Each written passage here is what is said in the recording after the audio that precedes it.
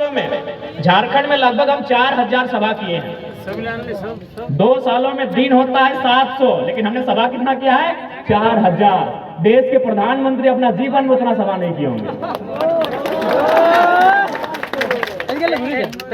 हम 2 दिन पहले कोल्हान में थे, सरायकेला, पूर्वी सिंह, पश्चिमी सिंहभूम में। वहां हमने एक दिन में 27 मीटिंग किया था।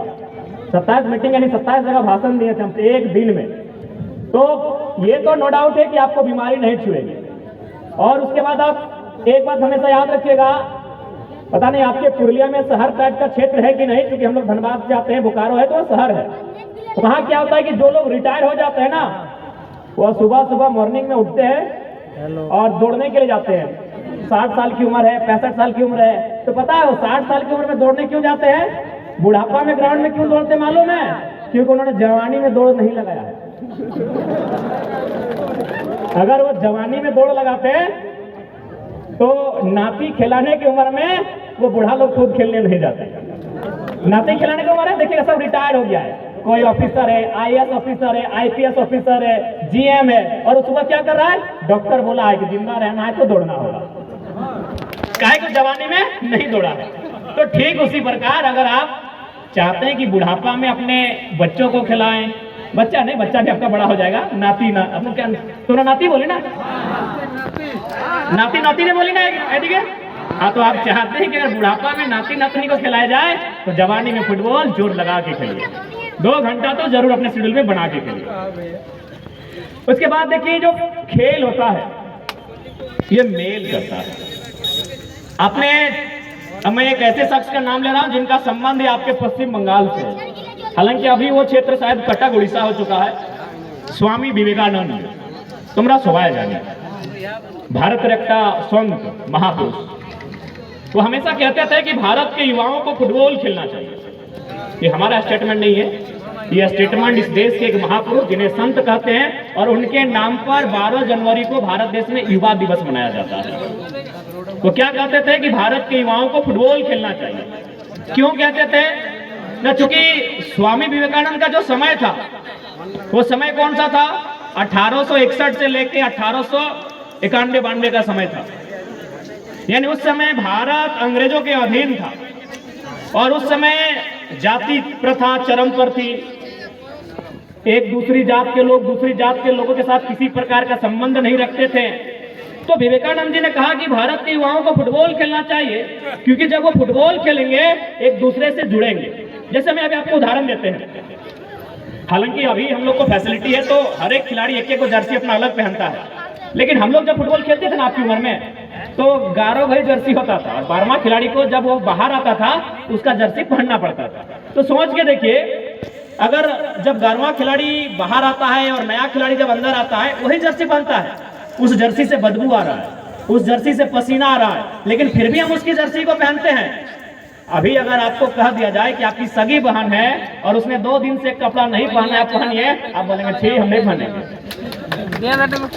लेकिन फुटबॉल में ये नहीं होता है, आप उस जर्सी को पहनते हो और फिर खेलने जाते हो। इसीलिए विवेकानंद जी ने कहा था युवाओं को फुटबॉल खेलना चाहिए। ये आपके बीच जो भेदभाव है उसको तोड़कर आपको एक जगह लाके जोड़ता है। अभी आप यहीं जितनी बहन लोग बैठी हैं एक समाज की नहीं है। हमने परिचय लिया, कोई संथाल बहनें हैं तो कोई कुर्मी बहनें हैं तो कोई अन्य बहनें हैं, लेकिन जब वैवाहिक संबंध होगा तो हमेशा याद रखिएगा आप अपने समाज को चयन करेंगे। लेकिन क्या आपने यहाँ चयन किया कि हमारे बगल में जो बैठी वो हमारे समाज की है कि नहीं है? यही फुटबॉल है, इसी का नाम खेल है। यहाँ भेदभाव नहीं होता है, यहाँ डिस्क्रिमिनेशन नहीं होता है। तो इसलिए फुटबॉल खेल आपके जीवन में होना चाहिए। और चूंकि आप गांव से खेलने के लिए जाती हैं तो बड़ी उम्मीदें होती हैं। गांव से जब कोई ड्रीम लेकर आप बाहर जाते हैं तो बड़ी उम्मीदें होती हैं। उन उम्मीदों पे खरा उतरना भी एक बहुत बड़ा चुनौती होता है। लेकिन याद रखिएगा, चाहे खेल का मैदान हो या जिंदगी का कोई मोड़ हो, अगर आप 3D को फॉलो करते हैं, यदि आप 3D को फॉलो करते हैं तो किसी भी मोड़ में आपको कोई भी सक्सेस होने से नहीं रोक सकता है। 3D का मतलब होता है पहला D डिटर्मिनेशन। डिटर्मिनेशन यानी आपका इरादा, कि आप जो लक्ष्य बनाए हैं उसको लेकर कितने इरादा आपका क्या है। दूसरा डी से होता है डेडिकेशन। डेडिकेशन यानी अपने आप को झोंक देना। जैसे अभी आप गिरे, बज रहे हैं, चोट लगा, बारिश में खेलें, गर्मी में खेलें, ये डेडिकेशन लेवल है आपका। डिटर्मिनेशन यानी लक्ष्य को संकल्प के रूप में लेना, और डेडिकेशन यानी उस लक्ष्य को लेकर अपने आप को झोंक देना। लेकिन अंत में जो सबसे इंपॉर्टेंट होता है उसे डिसिप्लिन कहते हैं। Determination, dedication, discipline. अगर ये चीजें आप में होंगी तो नो डाउट आप अपने आप को बेहतर करके जाओगे।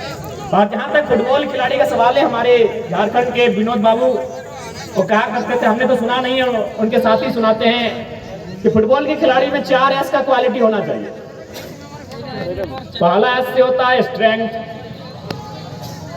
स्ट्रेंथ यानी ताकत। देखिए फुटबॉल के खिलाड़ी है तो ताकत होना चाहिए, तो आपका बगल वाला आपको धक्का मार के चल जाएगा।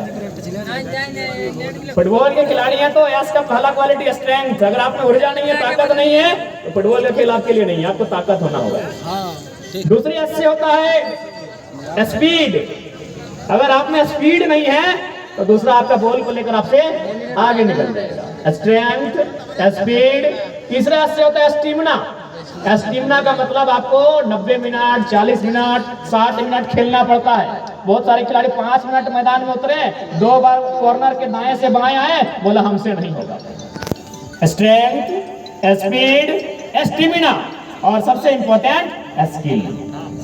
आज बहनों ने भी बहुत सुंदर स्किल दिखाया। स्किल का तात्पर्य क्या है कि आपके पास स्ट्रेंथ है, ताकत है, आपके पास स्पीड भी, आपने बड़ी गति के साथ गेम को लेकर चले गए डी बॉक्स में। आपकी स्टेमिना भी, आपकी दौड़ भी अच्छी है, लेकिन अगर स्किल नहीं है और अंतिम समय जहां आपको स्कोर करना चाहिए था आप डी बॉक्स के महार या गोली के हाथ में दे बैठे, तो फिर वो 3 जो एस की क्वालिटी वो काम नहीं आएगी। इसलिए strength, speed, stamina and skill. अगर ये 4 एस की क्वालिटी है तो आप फुटबॉल के बेहतर खिलाड़ी हो।